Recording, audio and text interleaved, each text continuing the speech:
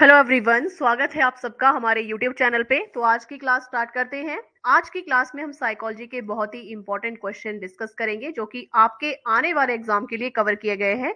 TET हो, ठीक है, या फिर कमीशन का एग्जाम हो या सी टेट, तो सी टेट के भी बैच हमारे पास अवेलेबल है न्यू लाइव ऑनलाइन। अगर आप ज्वाइन करना चाहते हैं इनमें से कोई भी कोचिंग बैच, चाहे जेबीटी टेट हो, जेबीटी कमीशन हो, टीजीटी कमीशन, एचपी टेट, ठीक है, या सी टेट या अदर कॉम्पिटेटिव एग्जाम की आप तैयारी कर रहे हैं, तो उसके लिए आप हमें 8894592402 पे कॉल या व्हाट्सएप कर सकते हैं। तो चलिए क्लास स्टार्ट करते हैं। ठीक है, ये क्वेश्चन जो है सीरीज वाइज आपके लिए कवर किए जा रहे हैं। पिछली क्लासेस भी हैं जिनमें क्वेश्चन आपको कवर किए गए हैं। तो यहाँ से स्टार्ट करते हैं क्वेश्चन नंबर 1 से। साइकोलॉजी का पहला क्वेश्चन है, फर्स्ट क्वेश्चन, परीक्षण की विश्वसनीयता किससे संबंधित है। तो क्वेश्चन एक है कि परीक्षण की विश्वसनीयता किससे संबंधित है। तो इसका सही आंसर क्या आएगा।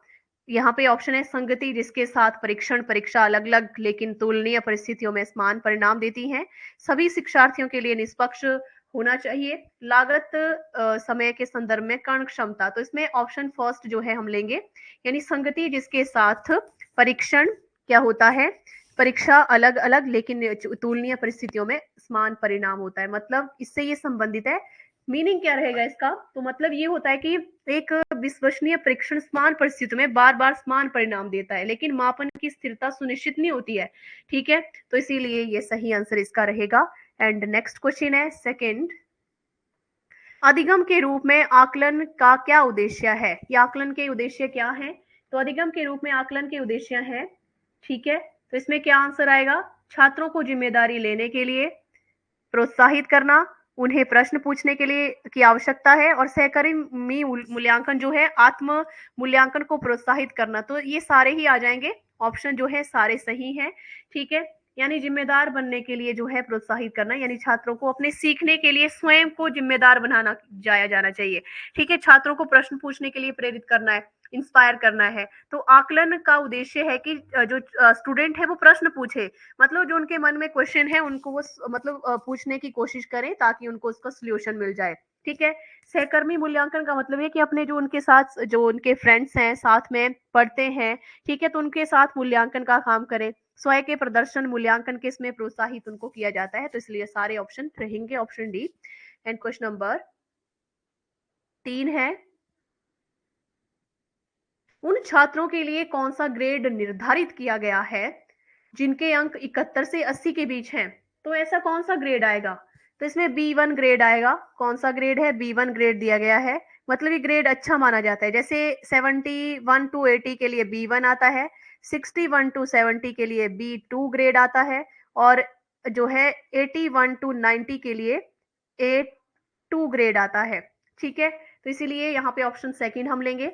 एंड क्वेश्चन नंबर 4 है, एक शिक्षक शिक्षण में सुधार और सीखने को बढ़ावा देने के लिए कक्षा में आकलन का उपयोग कर रहा है, वह क्या कर रहा है। तो वो शिक्षक क्या करेगा वहां पे, तो इसमें शिक्षक क्या करेगा, सीखने के लिए मूल्यांकन करेगा। ठीक है, इसके बाद क्वेश्चन नंबर 5 है, मूल्यांकन का उद्देश्य है कि शैक्षिक योजना के बारे में विश्वसनीय निर्णय लेने के लिए क्या किया जाना चाहिए। छात्रों के विकास, ज्ञान और कौशल को पहचानना है, छात्रों को विकास के लिए प्रोत्साहित करना है, ये सारे आ जाएंगे। तो इसमें मूल्यांकन का उद्देश्य क्या है कि ऑप्शन जो है 3 हमने पढ़े, तो इनमें से क्या आएगा, यानी मूल्यांकन का मुख्य उद्देश्य है प्रदर्शन का आकलन करना, ठीक है, प्रगति को मापना, सुधार के क्षेत्रों की पहचान करना। तो ऑप्शन डी हम यहाँ पे लेंगे, ये सारा ही इसमें आ जाएगा। एंड क्वेश्चन नंबर 5 के बाद 6 है, क्वेश्चन नंबर 6, निम्नलिखित में से कौन सा मूल्यांकन पाठ्यक्रम में छात्रों की निपुणता को प्रमाणित करने के लिए किया जाता है। निर्माणात्मकता या योगात्मक, या इनमें से कोई नहीं। तो इसका जो सही आंसर आएगा वो है योगात्मक मूल्यांकन, यानी समेटिव।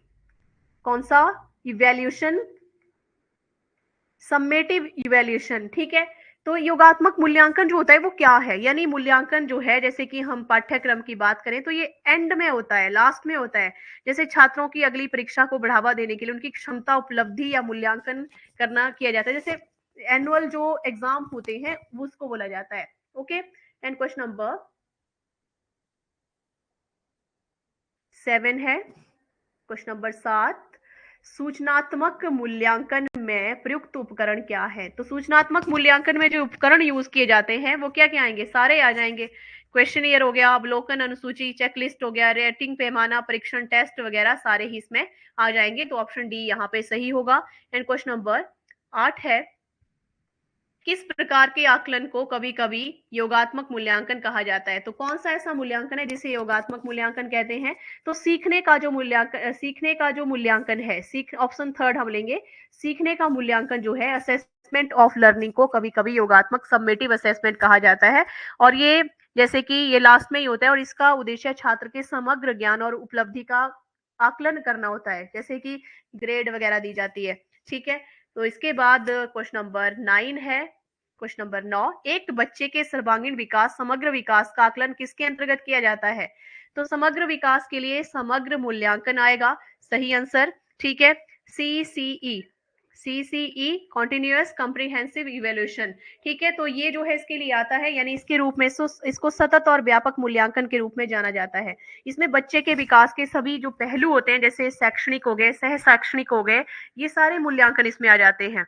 ओके, तो ये समग्र जो मूल्यांकन है, कंप्रीहेंसिव इवैल्यूएशन इसको कहा जाता है। ठीक है, ज्ञान और समझ जो होती है बच्चे की, वो सारी इसमें आ जाती है। एंड क्वेश्चन नंबर 10 है, जब शिक्षार्थियों को अपने स्वयं के प्रदर्शन का आकलन करने के लिए कहा जाता है तो वह किसके अंतर्गत आता है? तो किसके अंतर्गत आएगा? ये सीखने के रूप में मूल्यांकन आएगा। तो ऑप्शन फर्स्ट हम लेंगे, अधिगम के रूप में मूल्यांकन जो है किया जाता है। मतलब कि इस तरह का जो मूल्यांकन इवैल्यूएशन होता है, छात्र अपने स्वयं के सीखने की निगरानी करते हैं, अपनी जो प्रोसेस होती है, प्रगति होती है, प्रोग्रेस होती है, कौशल का मूल्यांकन करते हैं और सुधार क्षेत्रों की जो क्या करते हैं, फील्ड की पहचान भी करते हैं साथ में। तो ये रहेगा ऑप्शन 1। एंड क्वेश्चन नंबर 11 है, रचनात्मक मूल्यांकन कब होता है? तो रचनात्मक मूल्यांकन जो है वो कब होता है? शिक्षण प्रक्रिया के दौरान। ठीक है, तो ऑप्शन सेकंड हम यहाँ पे लेंगे। मतलब ये होता है कि इसमें जो प्रोग्रेस होती है, ठीक है, पर प्रतिक्रिया दी जाती है। मतलब छात्रों के जो दृश्य होते हैं उनकी प्रगति पर प्रतिक्रिया होती है और शिक्षकों को अपनी शिक्षण विधियों को समायोजित करने में मदद की जाती है। ठीक है, तो ये इसका सही रहेगा। And next question, question number 12 है। क्वेश्चन नंबर 12, परीक्षण की विश्वसनीयता किससे संबंधित है?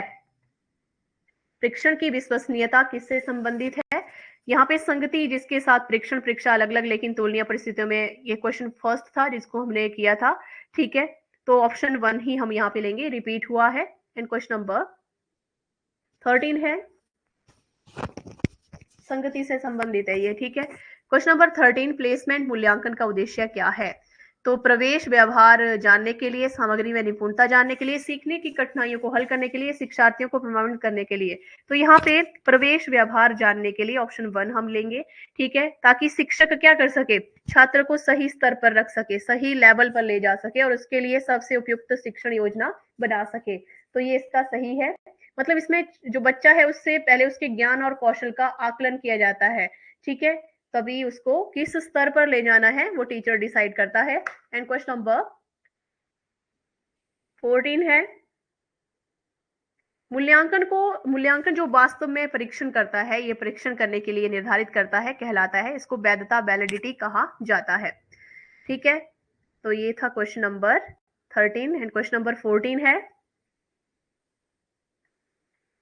निम्नलिखित में से कौन सा मूल्यांकन शिक्षण प्रक्रिया के दौरान होता है? तो वैसा कौन सा मूल्यांकन है जो शिक्षण प्रक्रिया के दौरान होता है? तो फर्स्ट, निर्माणात्मक मूल्यांकन जो है वो होता है।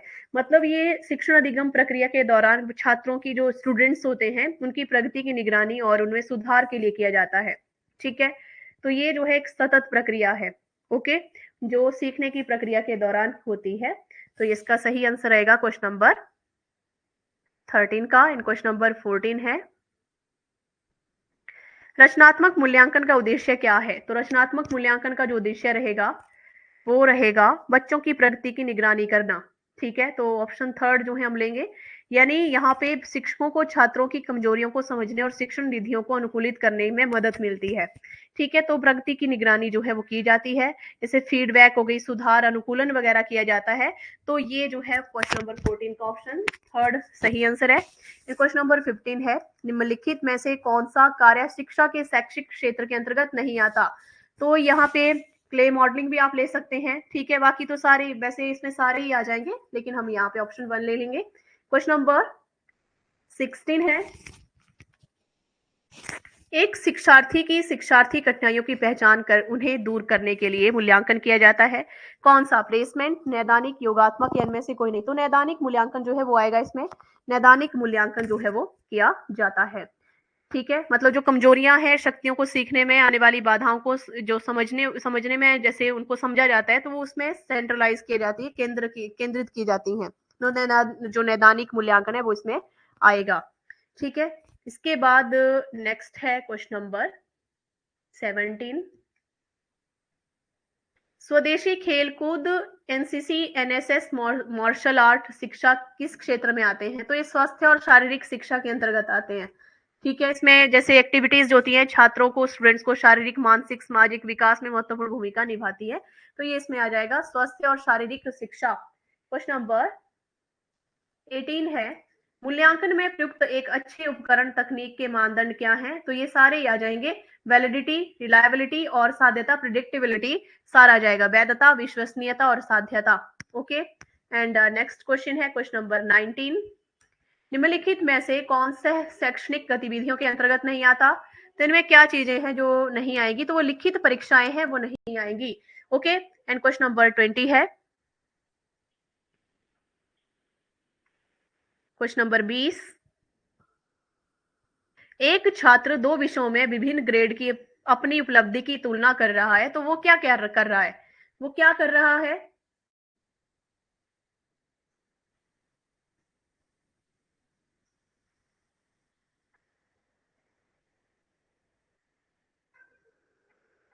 तो वो क्या कर रहा है, ठीक है। तो यहाँ पे क्वेश्चन हमने लिखा है,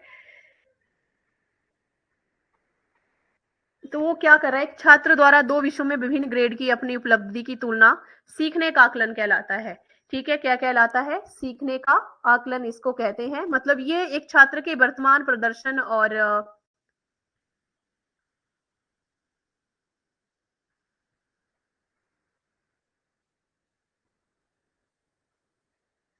तो ये क्या करता है? सीखने का आकलन करता है। ऑप्शन सेकंड इसका सही आंसर आएगा, ठीक है। इसके बाद नेक्स्ट क्वेश्चन है क्वेश्चन नंबर 21, सीसीई का मतलब क्या है? तो सीसीई का मतलब है सतत और व्यापक मूल्यांकन। ऑप्शन 1 रहेगा। सीसीई का जो मतलब है सतत और व्यापक मूल्यांकन है, मतलब जो छात्रों को सर्वांगीण विकास का मूल्यांकन करने की एक प्रणाली कहलाती है, ठीक है। इसके बाद क्वेश्चन नंबर 22 है, तो ये इंपॉर्टेंट क्वेश्चन है आज की क्लास में जो यहाँ पे कवर किए गए हैं, ठीक है, साइकोलॉजी के। तो पूरी क्लास को एंड तक देखें और वीडियो को ज़्यादा से ज़्यादा लाइक और शेयर करें। साथ में हमारे यूट्यूब चैनल को सब्सक्राइब करें। अगर आप हमारे new live online coaching batches join करना चाहते हैं तो उसके लिए 8894592402 पे कॉल या व्हाट्सएप कर सकते हैं।